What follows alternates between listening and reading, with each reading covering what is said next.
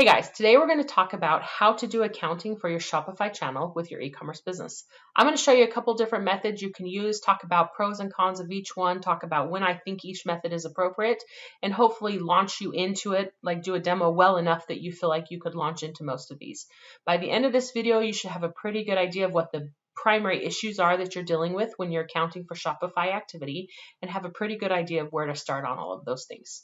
I'm Brittany Brown. I'm the CEO of LedgerGurus. We're an e-commerce accounting firm. We work with e-commerce businesses every day, helping them get great data to make good business decisions. So let's dive right in.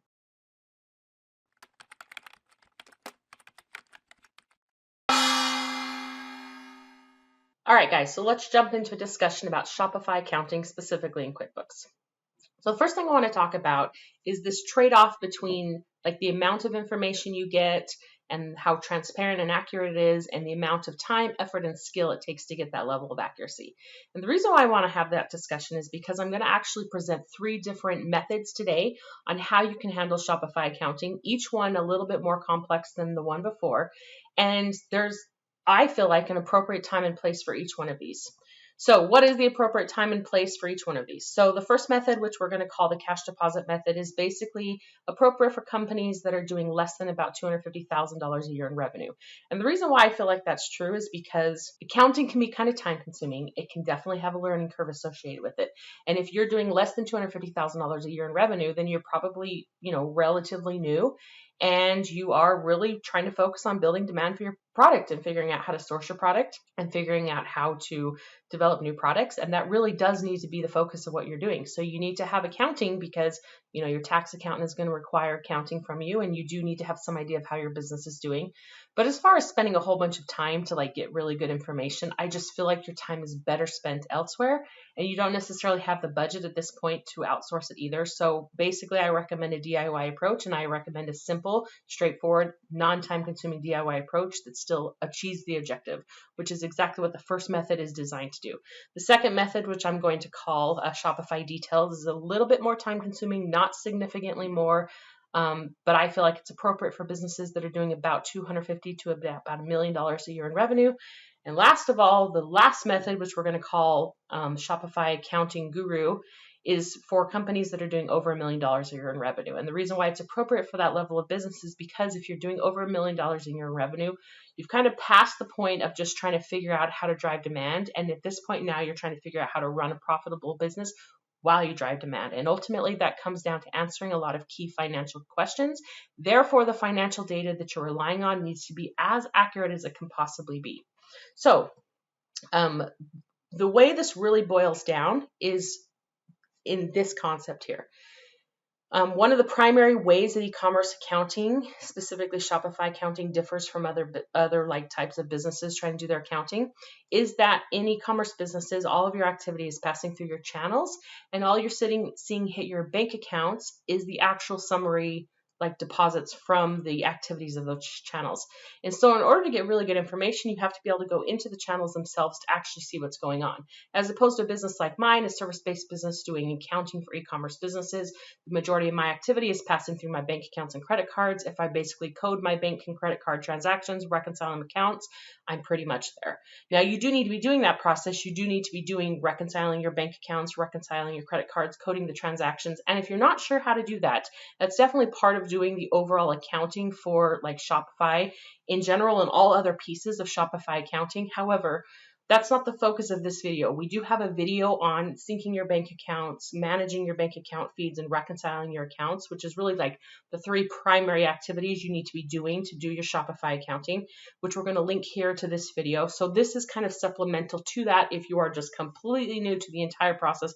You have absolutely no idea what you're doing at all. Watch those 3 videos as well as this one, and you should be good to go. So let's say you're a typical Shopify company that's got a couple payment processors hooked up to your channels. In this case, Shopify Pay, PayPal, and maybe another one like Affirm. And you have all these deposits that are coming from those payment processors and depositing into your bank account. So all you see hitting your bank account is these summary deposits, but really what's happening on your channel is all of this activity instead. So you have all of your Shopify sales, discounts, refunds, shipping income maybe that you're collecting, sales tax, chargebacks and refunds, payment processor fees, etc., giving you a net deposit. Now, the net deposit of all this activity, with the exception of a couple timing differences, should equal all of the net deposits that's coming in from each of these individual payment processors. But the amount of effort you're going to basically chase the cash all the way through is really how these three methods differ from each other. All right, so another thing I want to just point out is the overall structure of Shopify and the way that it interacts with the payment processors into your bank account, because this will help you understand what you're trying to accomplish from an accounting perspective. So Shopify is your channel, then all of the activity from the channel is actually kind of segregating and going through whichever payment processors you're utilizing, and all of those payment processors are then settling into your bank accounts. So this is like a roadmap. You may not have this many payment processors. You may only have one. You may only have a couple. But basically, this is what's happening. And this is the heart of what we're going to be getting to today. All right. So the first method, which we're going to call the cash deposit method. Before we go into that, one thing I wanted to talk about was this idea of how much does it matter, like whether I use this method or this method. As I was kind of putting this together, like the accountant in me really kind of wanted to know, like, how do my financials appear different using one method or another? So this is basically what I did is I went through some of our clients and I just kind of looked at a small client, I looked through a big client, and I just kind of coagulated some data. I don't know if that's the right word or not. Put together some data to kind of show. So here's an example of a small client doing about $11,000 a month in revenue. Using the first method, their sales was about $11,000. The details method, $12,000. The guru method, with a high degree of accuracy, $12.8. Basically, we had about a $1,700 difference from one end to the other, which represented about a 13% difference. But with a large client, like the differences became much greater. So we were looking at almost a $600,000. So this is a client that does anywhere from $2.5 million to $4.5 million a month. And this is in one given month. The difference in one method of accounting to the other methods of accounting was basically a $600,000 difference, representing about a 17% difference. So, and there's a couple of reasons for that. As your business becomes bigger, a lot of the complexities that change up some of these things, like things just become more complex as you get bigger. Also because the dollar amount that you're dealing with is bigger. Like as your sales volume grows, the percentage grows and grows and grows too. So a 13% difference for a small client only represents $1,700, but a 17% difference for a $4.5 million client represents a $600,000 per month difference, which is why I'm telling you, if you are a larger client, you want to err towards the more complex methods that give you much better data. All right, so the cash deposit method. All right, so when we think about the channels, we think about what's happening like on the channel level, what's happening at the payment processor level, what we're actually seeing hit our bank accounts, therefore like what QuickBooks is showing as coming in through the bank feeds. So these two things, the gross sales and the discounts and markdowns, this is happening at the channel level. So Shopify is recording this. This is happening at the Shopify level. Then refunds and chargebacks, payment processor fees, this happens at the payment processor level. So whether you're using Shopify Pay or whether you're using PayPal, all the gross sales, the discounts get divided up into whatever payment processor it's going through. And then at the payment processor level, that's where these other things are recorded. Then we see those payment processors settle into our actual bank accounts. And then we have a couple things that affect the deposit amount that we come in, but are not necessarily sales related. So for example, sales tax you collect at the time of sale, but it's not actually sales, like it's not income to you. It's a liability that you're tracking that you then remit to the state. Gift card liability has to do with like deferred revenue. So these are examples of things that are going to be like reflected in your deposits, but are not necessarily like sales related. So this first method, we're basically going to disregard almost all of that and we're focused just on bank deposits. So I want to just give you a quick pro and con of this particular method. So one of the pros is that it's fast and easy, doesn't require any kind of special skill. Net income is still correct in the long run. So this is why I recommend this method, because it does still give you like a tax appropriate result. But there's going to be some timing issues, and you're definitely going to have like skewed margins. Well, let's get into the cons. So some of the cons are very small amount of detail. Product margins are skewed. So anytime you're looking at like income and then cost of goods sold, and you're trying to track like your gross profit margin, if your sales number is not correct, then your product margins are going to be skewed. So sales will virtually always be understated using this methodology. And also there may be some liabilities missed, like sales tax. You may have to track separately or make sure you're going about it a different way. But a lot of companies that are this small in size are not really into the sales tax game yet. If you're not really sure what I'm talking about or why that would be true, make sure you're following our channel and that you're like seeing all of our sales tax information. We spend a lot of time educating on sales tax. So let's dive into this. So here is QuickBooks. So basically the way that this works is pretty straightforward. So here in the banking feed section, and like I said, if this is all new to you and you don't know what I'm talking about here, then make sure you watch our video on how to manage your bank feeds, how all of this works. It will hopefully really empower you to be able to do a lot of this yourself. So here at the top, all of my deposits from Shopify are depositing into my Wells Fargo account. So I'm going to come here and I'm actually going to sort this out by money received. So here you see these are some of my like Shopify deposits coming in. So these are coming in from Shopify Pay, these ones that say Shopify Transfer. If we scroll down here a little bit, you'll see we have some coming in from PayPal Transfer. So the cash method basically says I'm just going to take all deposits that hit my bank account and I'm just going to code them as some sort of sales account. So sell product income is what I have selected right now. I'm going to use, if you're using class tracking to keep track of different channels, if you have no idea what I'm talking about, then make sure you go watch our profit and loss video that talks about like class tracking and how it really helps if you're tracking multiple channels and stuff like that. So this is what this is going to look like. I'm just going to hit add, and every single time something comes in from a Shopify channel, I'm just going to code it as sell of product income. So like I said, so straightforward, so easy. You still have an accurate net income. You still have a pretty good idea of how your business is performing in general as a whole. You're just missing a whole lot of detail and information. But man, you're going to save yourself a lot of time on the learning curve. So therefore, as you're just getting started, I highly recommend this method. All right, so next method. I call this the Shopify Details method.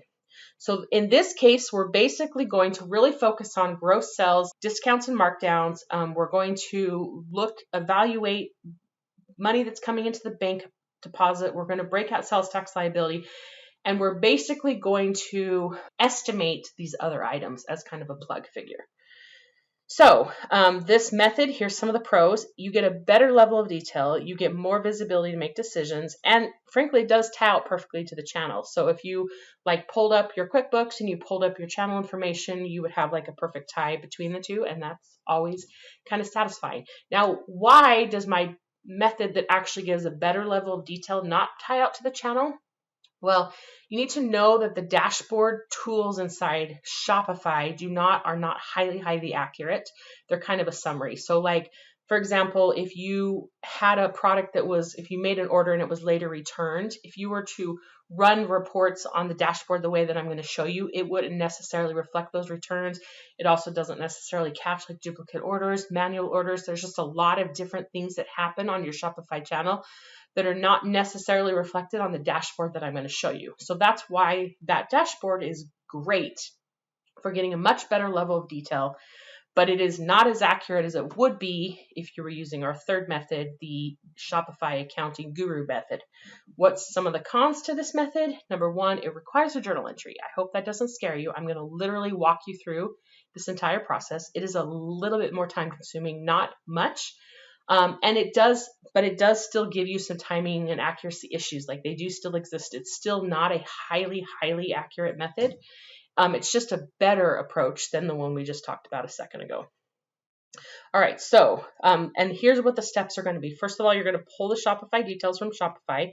Second of all, you're going to summarize with a journal entry. Third, you're going to code the bank deposits to the holding accounts. And fourth, you're going to plug the difference to payment processor fees. Okay, so here is what this looks like. Let's start here. All right, so here is what your reports look like, your dashboarding reports look like from Shopify. So I'm going to come in here to where it says Analytics, and I'm going to click on where it says Reports. And here, I'm going to pull up the sales report, and I'm going to look at it as a reflection of a period of time. So I'm going to select a month. I'm going to go back to May and look at it over this month. So if I select this report for May, here at the top here, it will give me like a summary of each day, but also across the top, it'll show me gross sales, discounts, returns, net sales, shipping, tax, total sales, okay? Now, this is great information for summarizing into QuickBooks. Now, one of the things you may wonder is why do you not just push over all sales data from Shopify into QuickBooks, because Shopify will let you do that. Now, I'm not going to go into that in a lot of detail in this video. I do go into a lot of detail in our how to sync QuickBooks and Shopify video, where I basically talk about like why we don't recommend that approach and alternatives you have to that instead. But just know you're basically just like completely blowing up your QuickBooks with a whole lot of very detailed information that you have available on a detailed basis here in Shopify, and you're creating a big mess for yourself over in QuickBooks. So I don't recommend that. But this here is really great for basically summarizing like some good information that gives you a better level of detail. So what I'm going to do is I'm going to take this information here, and we go and we say pull Shopify details. So that's what we just did here. We pull this for the month, for the period of time. I recommend a month that you want to summarize. The next one is we're going to summarize with a journal entry. So I'm going to come over here to QuickBooks, and I'm going to create this journal entry. Now I recommend basically dating this the same month, the end of the month that you're actually pulling this report in. Now I dated it 1 month later because I actually want to isolate the information here so you can see what's happening. So I'm going to leave it my date here, but if I was doing this for realsies, you can see this is May, so this would be dated like May 31st, okay? All right, so this is what the journal entry is going to look like. The first one will be sell a product income. Sell a product income right here. And I'm basically just going to pull in these numbers. So 130, 384, 27, you see comes directly off of here. So sell a product income, discounts, same thing, discounts here, returns pulled from right there. Sales is basically this minus this minus this. So this column I'm going to ignore.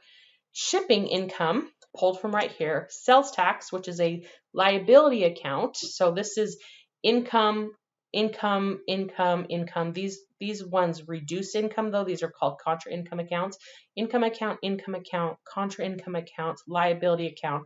This one is one that I've set up for the purpose of this method called Shopify Holding, and it's basically going to be a clearing account. This I'm going to be setting up as a current asset account or a bank account. Either way is fine. It's currently set up as a bank account right now. You can set it up as a current asset account instead, whichever way you prefer. And this is my plug number here. So after I put in all of these numbers that come directly off of this report, then I'm going to put in this plug number here, okay? So, and I say plug number because journal entries have to balance. So if you see here, all of my debits and all of my credits have to equal each other. So sell product income, shipping income, and sales tax payable are all going to be entered as credits. These other ones, discounts or returns, and Shopify holding or clearing or whatever, are all going to be entered as debits. You can set this up as a clearing. You can set this up as a recurring transaction to like give yourself a template that you can use over and over again, or you can like pull up the previous month's one and basically copy it. Down here you would say copy, you would just put a different date on it, fill in the numbers, just tricks, hacks to like make your life a little bit easier. So this is what the first thing you're going to do. The second thing you're going to do, summarize this with a journal entry. Then the next thing you're going to do is you're going to code bank deposits to the holding account. So here in my bank feed, now if you're using method 2, instead of coding these directly to an income account, instead now you're going to code these to the holding account, whatever it is you select. So Shopify Holding, you're going to code all of these to Shopify Holding instead. So if it's a deposit coming in, I don't care where it's coming in from, you're going to code it to Shopify Holding, okay?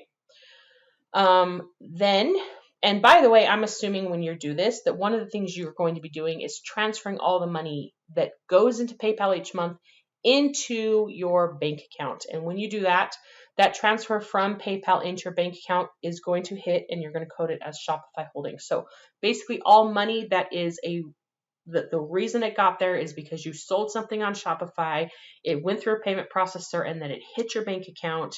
You're going to code to Shopify Holding. Like I said, please make sure you transfer the money from PayPal into your bank account so that all of this comes together, okay? All right, so that is the next step, is code all bank deposits to the holding account. Now, at the end of the month, this is kind of the workaround because you're not going into all the detail to figure out exactly like why it matches, why it doesn't match. You're not reconciling all the payment processors. You're not doing all that other stuff you would be doing if you were like Ecommerce Shopify accounting guru on steroids that we'll talk about in just a second. You're going to plug the difference to the payment processor fees. So what do I mean by that? All right, let's talk about this. So after I've done all of this, basically I have all of this money hitting my bank account that I'm coding to Shopify Holding. And then I have this journal entry where I've summarized everything that Shopify says happened on its account into the Shopify Holding account as well.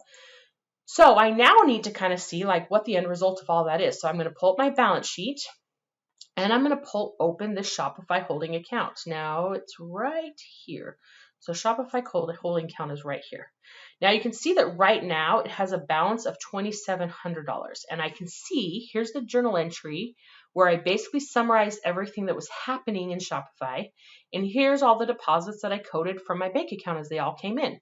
So money in, money out, and here's the difference. So this is basically what Shopify says, hey, we expect to see this amount of money deposit into your bank account based on what happened in Shopify. And all of this is basically the money that actually deposited into my bank account. And I have a difference of $2,700, $2,726.94. So why? Why do I have that difference? Well, for one thing, if we go back to here, we're considering this. QuickBooks is Shopify is basically guesstimating this. Like, because the refunds don't actually happen through Shopify, it actually happens through the payment processors. Like Shopify's guess on this is not like true and accurate. It's like an estimate. And Shopify really has no visibility at all into what's happening at this level unless you're using Shopify Pay as the payment processor. So this is kind of the gray area in this methodology. And so therefore, we're going to assume that the difference between what we expected to see deposit and what we did see deposit is payment processor fees that were incurred that Shopify didn't have eyeballs on, okay? So we're going to go over here and we're going to take this difference, $2726.94, $2726.94, and we're going to open up this journal entry again. Now, we're going to add in payment processor fees. Now here it's called bank charges. I kind of like the term payment processor fees better. It doesn't really matter. So let me see what that was. So $2726.94, $2726.94. Okay. I'm going to put that there. And then because we need journal entries to balance, you notice these are no longer balancing. I'm going to take this number out of my Shopify Holding, $2726.94. And I'm going to readjust that. So now we balance again, okay? So you're going to put in the difference here, and you're going to subtract the difference from here. And I want you to see what happens when I save this. So right now we have a difference of $2726.94. Now I'm going to save this. I'm going to come back over here to this report, and I'm going to refresh it. And you'll see now that this amount now zeroes out.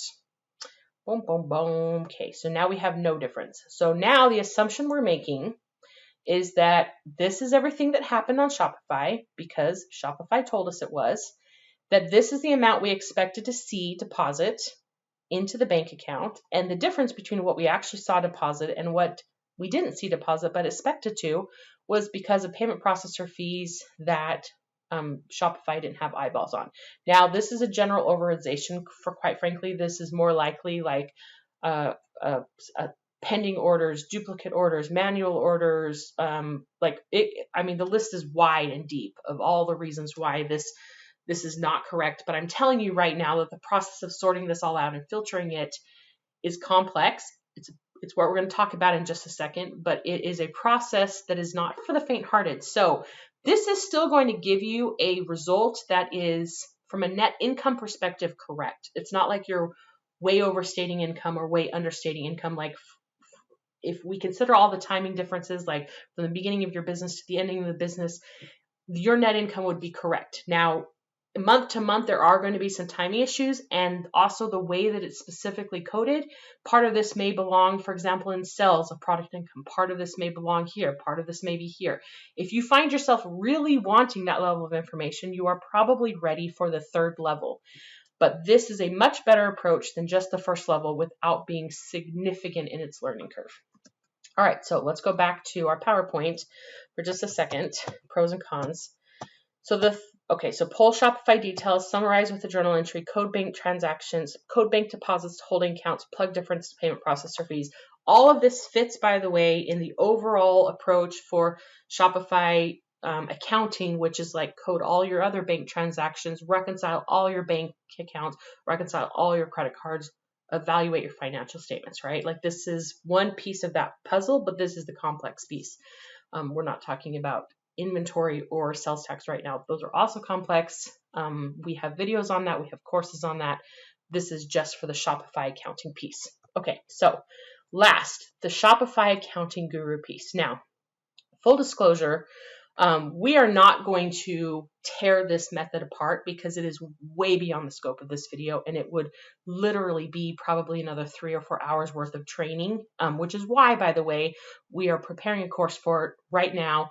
And if you go to our website, we also have a DIY sales tax course, a DIY inventory course, and in-depth courses on these things that you can look at, and if they haven't been launched yet, then you can pre-register to like get email updates on the status and when they're becoming available. But I'm going to give you the overview of what we do, and by the way, this is also what LedgerGurus as a firm does for our clients. So if you're working with us, then this is what we do when we do your books for you.